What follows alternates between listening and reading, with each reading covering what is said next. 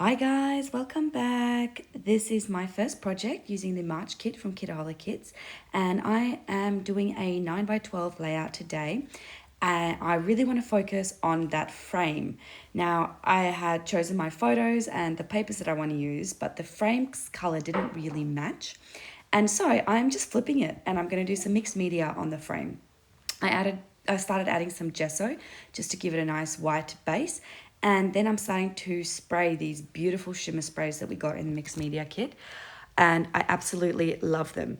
Now I am drying my the spray before I add the next layer, but they actually are water soluble, which means they do reactivate when you put another color on it. This means that the pink and the blue got a bit muddy, but ultimately I love the effect that it gives. You can't even tell how nice it is on the camera. Like the colors are just absolutely stunning in person. I'm also going to do some fussy cutting using this paper because the blues and the greens matched well with the blues in the background and the kind of greens in my photo. I had that random bit sticking out from the back of that frame, so I thought I might just draw some leaves and some flowers, and I am doing that on both sides. Drawing those little flowers or leaves are so cathartic. It's just like such a nice feeling doing that. I do later on go into my jelly roll and actually add white to it as well because I thought the black was just a little bit stark. So I didn't want too much of that blue in the background, but I did want a hint of it. So I'm doing a border, and this is not something I usually do. So I am certain that there is an easier way to do this than just cutting out the border from the paper and then sticking it on top of the white paper. And so if anyone knows, can you comment down below and let me know what the easier way to do this is? Because as you can see, it ended up being quite wonky and I had to fix it and all that. And then I cut my paper with the paper trimmer and it was like a whole thing. So that's why actually that piece of that flower that I cut out is actually at the bottom.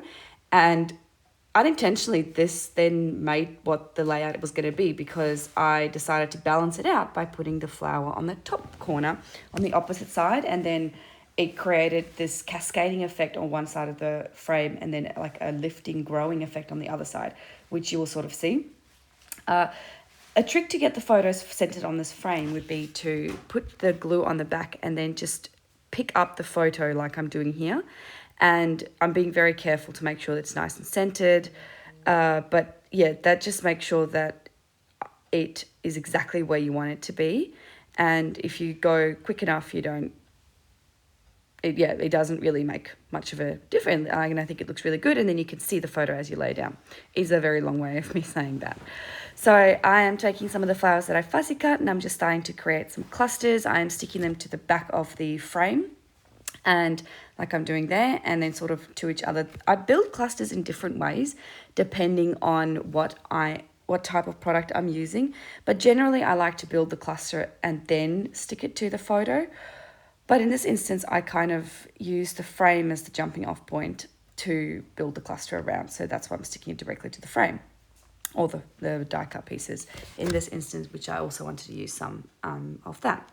So once I've got that, what I really like about this is that I've got the one layer of flowers on top of the frame, one layer of flowers below the frame, and then I prop that up on foam tape later, and then I've got a layer of flowers on the paper itself, which means that there's 3 distinct layers of these flowers and it creates some awesome dimension. I wanted to just stick that photo down, but I decided to just add a little bit of the pink as the background, and I love how that turned out. It was just the right amount of pink, and that pink is so beautiful as well. So I'm sticking that down, and then not evenly, of course, because my brain didn't work this day apparently. And then I'm going to start embellishing using that 12x12 sticker sheet that we got in the kit. I also added these little enamel dots before I decided I should probably do my title first. So I am using these gold puffy stickers that we have gotten in another kit.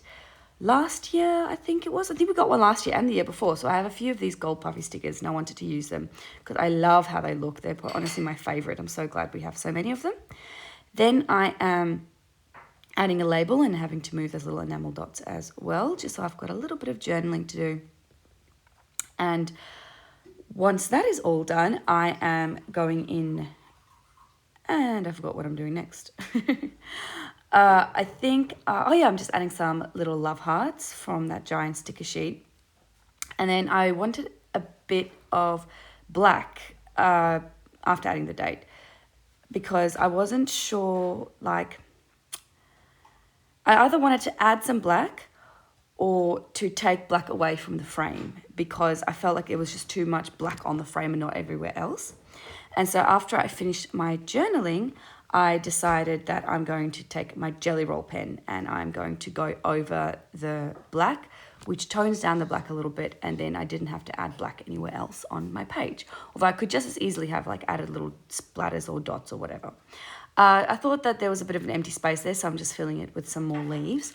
And then this layout is done. Thank you very much for joining me, and I will see you all next week. Bye.